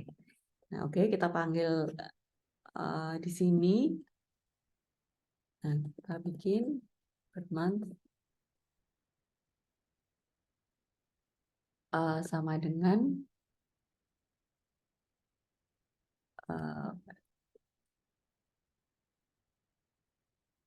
oke, jadi seperti itu. Nah. Oh, oke. Oke. Nah, saya lupa. Harus dikonstruk dulu baru di ini. Nah. Oke, jadi seperti itu.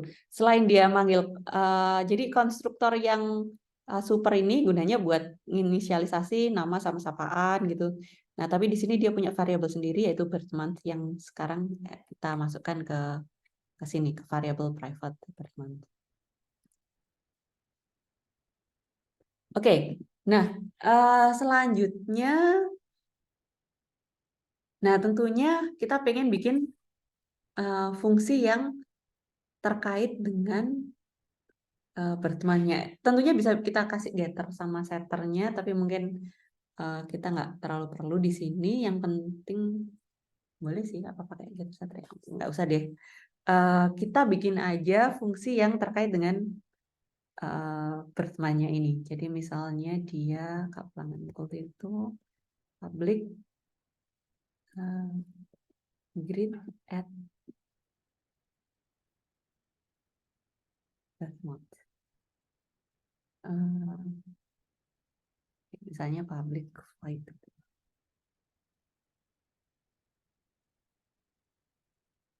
Terus di sini kita bikin string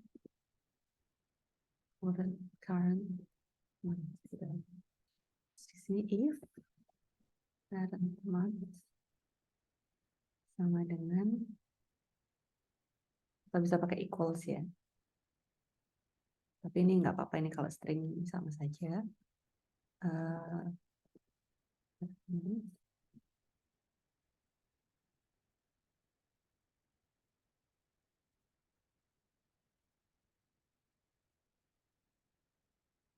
Selamat, eh, pada bulan ini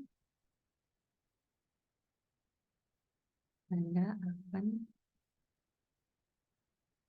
mendapatkan tambahan. Selamat, pada bulan ini Anda akan mendapatkan bonus tambahan poin.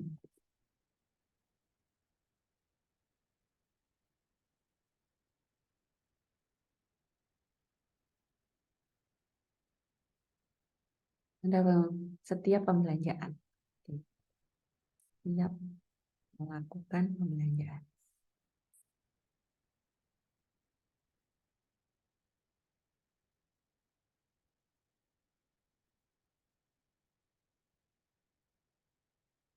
Oke, ini masih jadi seperti ini ya, great advertisement. Nah, jadi kita lihat tadi, oke, jadi kita lihat di toko ya tadi, di semakin panjang dan semakin panjang. Jadi di sini biar nggak clutter banget, kita kasih itu aja ya, kita kasih comment out aja.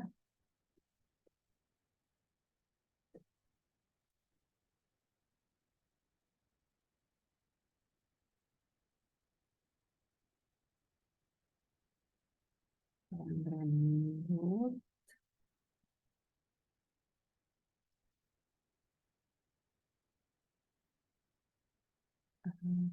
Gold A, B, C, D, E.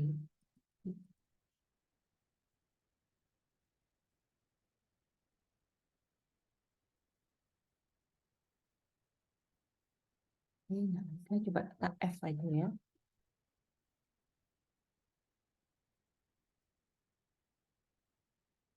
F aja. F sama dengan new pelanggan gold France.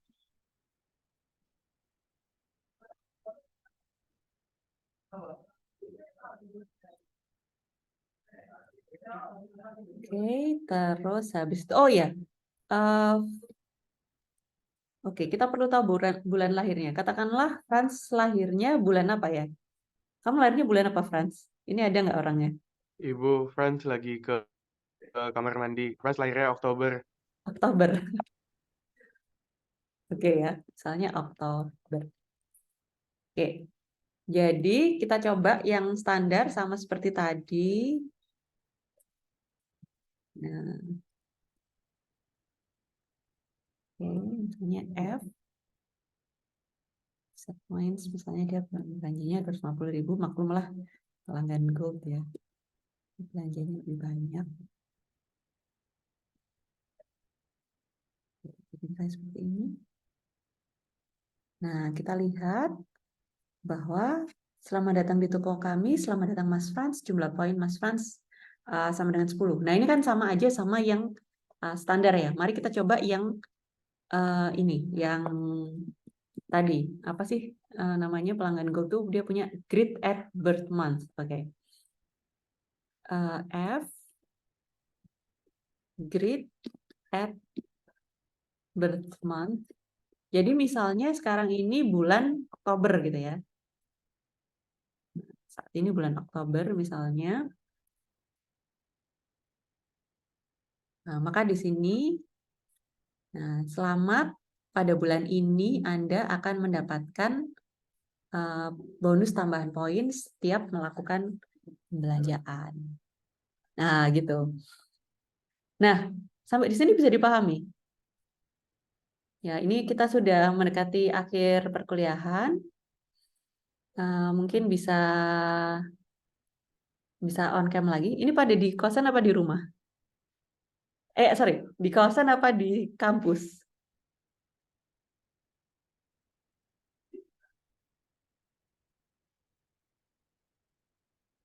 Di kosan ya. Oke. Nah, Nah, jadi ini ya, kita tinggal sedikit. Saya pengen make sure ini memang inheritance ini sangat penting. Nah, sampai di sini ada pertanyaan? Oke, jadi yang barusan kita cover itu kita sudah mencakup ini ya. Yang sudah kita cakup ini tadi kesimpulannya kelas dan objek, instansiasi, access modifiers, enkapsulasi, getter setter udah, inheritance udah. Nah, selanjutnya kita akan membahas tentang overriding. Apa itu overriding? Overriding itu gini, kadang-kadang kan gini, kita punya ada kelas parent sama kelas child. Child kan mewarisi semuanya di kelas parent, ya kan? Nah, gimana kalau ada sesuatu di kelas parent yang child-nya itu sebenarnya nggak cocok gitu? Tadi misalnya gimana? Tadi misalnya janjinya si ini, oh itu ntar ini ya. Atau misalnya gini, misalnya untuk pelanggan gold itu mau kita kasih greeting yang lebih spesial gitu ya. Oke, misalnya mau kita kasih greeting yang lebih spesial gitu ya. Nah, maka kita bisa lakukan overriding, yaitu kayak gini. Oke, gimana itu caranya kita melakukan overriding?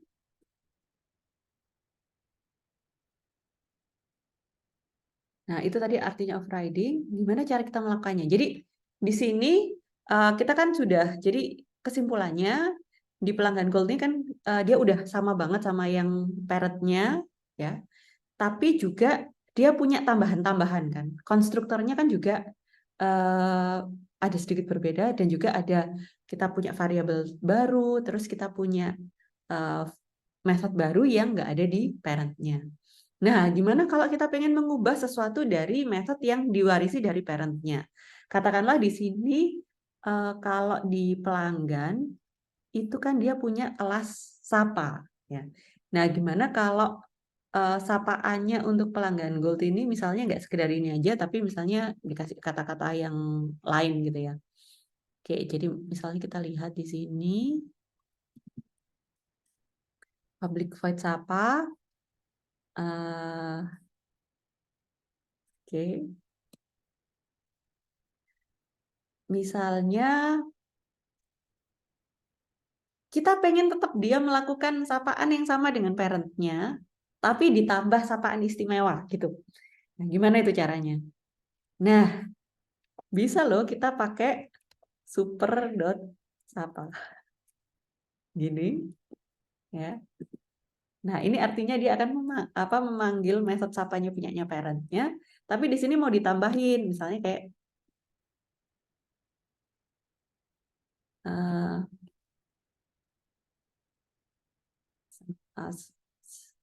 senang sekali berjumpa lagi dengan Anda hari ini.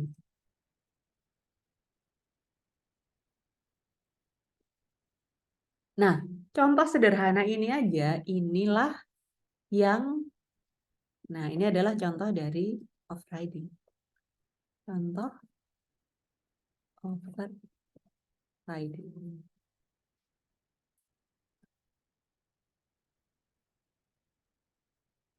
Oke, jadi seperti itu.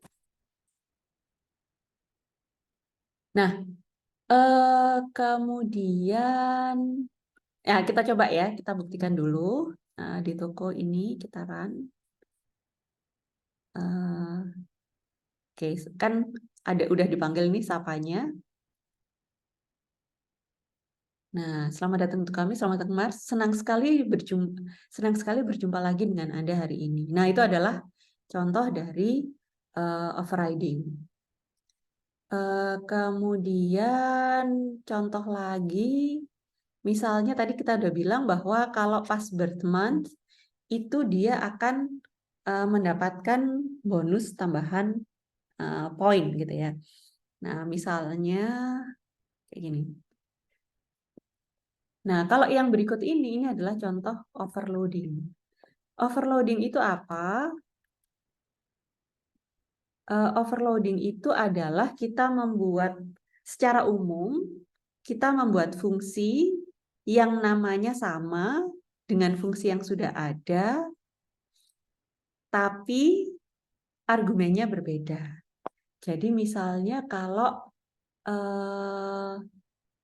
set points ya, misalnya kalau set points-nya si pelanggan gold, ini kan set points-nya tadi kayak gini nih. Set points, double nilai transaksi. Oke, signature-nya kan kayak gini. Nah, set points kan. Nah, gimana kalau selain nilai transaksi, kan dia udah bilang kalau misalnya pembelanjaannya pada bulan itu, dia akan mendapatkan satu tambahan poin gitu ya. Nah, oke. Nah, berarti untuk bisa melakukan hal itu, set points ini tidak hanya butuh menerima informasi tentang berapa nilai transaksinya, tapi juga sekarang itu bulan apa. Nah, jadi kita lihat bahwa di sini argumennya set points itu dia gimana? Berbeda sama set points yang sudah ada. Itu namanya overloading ya. Jadi seperti itu. Oke, jadi seperti ini. Dan perlu saya tambahkan bahwa ini tidak harus dalam konteks parent child. Sebenarnya overloading itu bisa aja dalam kalau misalnya kita lihat di sini, mari kita ya langsung aja kita lihat ya. Misalnya ini ada, oke, kita tinggal punya 12 menit lagi. Nah, ini mungkin ada yang mau ya. Oke. Oke, misalnya Java Math API. Nah, contohnya overloading ini, kayak misalnya nih, di sini kan ada berbagai fungsi. Nah, ini ada fungsi apps. Apps itu apa? Mengambil absolute value, nilai mutlak ya. Ingat kan? Nah, nilai mutlak ini argumennya dia bisa double, bisa float, bisa integer, bisa long, dan seterusnya. Nah, itu namanya overloading. Nah, ini juga suatu pattern yang sering kita pakai juga. Silakan yang mau ini ya mau berangkat ke kampus, boleh silakan. Oke, nah selanjutnya itu apalagi ya? Oke, kita lihat, nah itu overloading. Jadi sekali lagi overloading itu tidak harus dalam konteks parent child, tapi dalam hal ini kita akan menggunakan konsep overloading ini untuk ini ya, menambahkan sedikit variasi pada set points yang ada di pelanggan gold. Oke. Nah, jadi di sini kalau misalnya dia current month, nah, set points-nya. Oke, pertama kita kasih point dulu yang sama dengan point kalau di pelanggan biasa. Jadi gimana caranya kita lakukan hal itu? Bisa kita lakukan super set points ya. Nilai transaksi. Tapi kita kalau misalnya memang bulannya ini adalah bulan kelahirannya si customer, kita pengen nambahin dia ini ya, tambahan poin gitu. Tambahan poinnya ini dia mau kita kasih tambahan poin 1, katakanlah ini gampang-gampangannya ini biar cepat aja sih sebetulnya. Kita kasih ini ya, kita kasih ini. Kalau misalnya tambahan poin 1 itu seolah-olah dia akan membelanjakan 25.000 ya. Jadi katakanlah kita lakukan seperti itu. Walaupun ini adalah praktek yang enggak seberapa rapih ya sebetulnya. Nah, kalau current month saat sama dengan birthday month, nah kita bikin seakan-akan dia punya transaksi ditambah transaksinya tambah 25.000. Jadi seperti itu. Ini kan otomatis kalau dia belanja dia bakalan dapat satu tambahan poin lagi kan, gitu sih. Nah, jadi seperti itu. Mari kita praktekkan. Kalau di sini di toko ini, sorry, ini pelanggan gold. Nah, di toko set points. Nah, jadi set points-nya di sini kita akan tambahkan kalau misalnya, nah ini kita praktekkan misalnya sekarang itu bulan September gitu ya. September, maka dia, nah ini berarti kan bukan birth month-nya dia. Terus habis itu kalau bulannya itu bulan Oktober.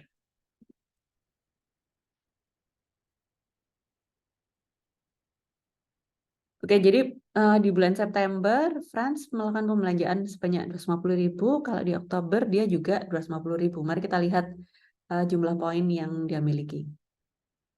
Oke. Nah, selamat untuk kami. Selamat datang, Mas Franz. Senang sekali berjumpa lagi dengan Anda hari ini. Jumlah poin Mas Franz 10. Ini tadi bulan apa? September ya pembelanjaannya. 250.000, berarti dia dapat 10 poin. Terus ternyata ini birth month-nya dia, ceritanya jadi Oktober, tiba-tiba Oktober. Selamat pada bulan ini Anda akan mendapatkan bonus tambahan poin setiap melakukan pembelanjaan. Terus dia belanja lagi 250.000, sekarang jumlah poinnya 21. Berarti di pembelanjaan kedua dia dapat poin berapa?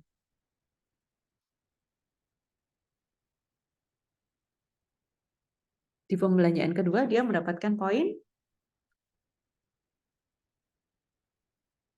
berapa poin tambahan yang berapa poin yang dia dapatkan pada pembelanjaan kedua?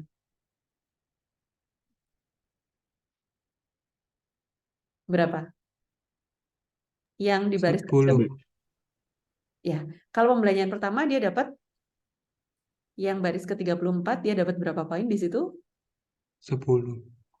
Nah, dia dapat 10 poin. Kalau di baris ke-38 dia mendapatkan berapa poin? 21. Poin barunya 11. 11 ya. Soalnya kan selain 10 yang dia dapatkan dari nilai transaksi, dia dapat satu lagi dari bonusnya dia. Nah, jadi seperti itu ya. Oke. Nah, jadi ini apakah kita sudah mengcover semuanya? Ya, kita sudah mengcover semuanya. Class dan objek, instantiasi, access modifier, enkapsulasi, getter setter, inheritance, overriding, dan overloading. Ini sudah kita cover semuanya. Oke, sampai di sini ada pertanyaan? Nah, ini kalau tidak ada pertanyaan, ini tadi ada yang ini ya masalah absensi ya, nanti saya ini kan ya. Kita tutup dulu rekamannya. Saya ucapkan terima kasih atas perhatian Anda. Assalamualaikum warahmatullahi wabarakatuh dan selamat pagi. Stop recording.